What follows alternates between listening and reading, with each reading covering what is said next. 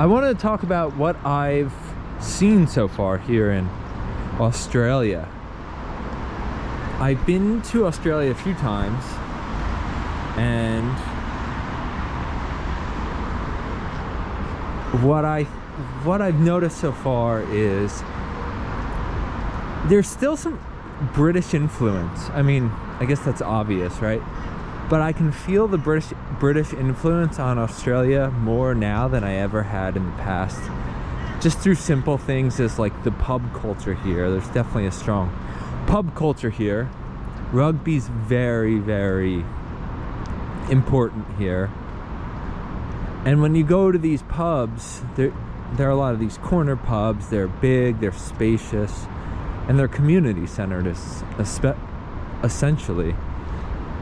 And there's always the big screens playing the local or national footy, which is, rugby. I think it is. Maybe footy, soccer, I don't know. But showing the rugby, showing the football matches. And families just get together and congregate within these pubs, which are absolutely huge, and they're all very nice. It looks like they put lots of money into these pubs. So that's like a core socialization thing here in Australia, are the pubs and the rallying behind sports teams. It's like a national pastime, essentially. Another thing I noticed is that people are hesitant to really speak their minds here. I was asking people just straight up directly what a bogan is. And a bogan is essentially like a rough and tumble person. And it's a very, I think, Australian term. It's a classification for a type of person. Every Australian knows what it is. I don't think there's any Australian in the country who's never heard the term, who's never used the term, and who doesn't understand the term. But when I asked them what it was, some would just giggle. Others would say, I don't know. And a lot said, just Google it. So there's this real resistance to say it. And I think that perhaps is a few things. The Australians pride themselves on this egalitarian society where it's, classless and we're all the same. But when you talk about bogans, what you're really doing is you're talking about class. Because bogans tend to be poorer people.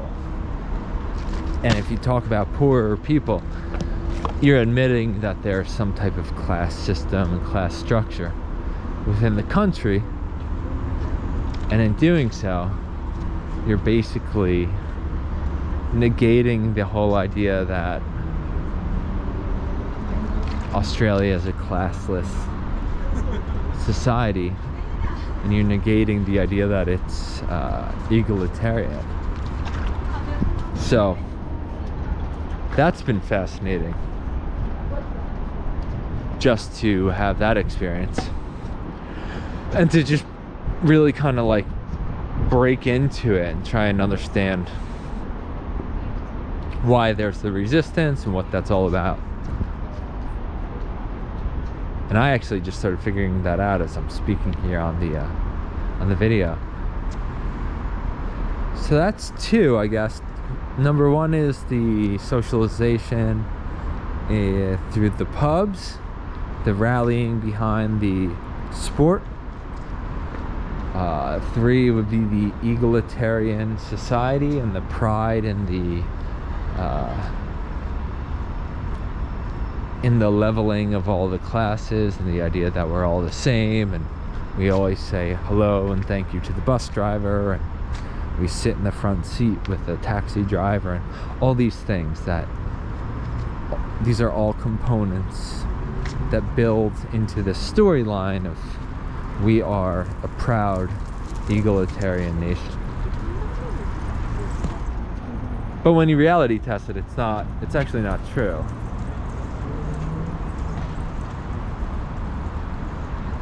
I'm gonna stop there and just videotape this. It's pretty cool.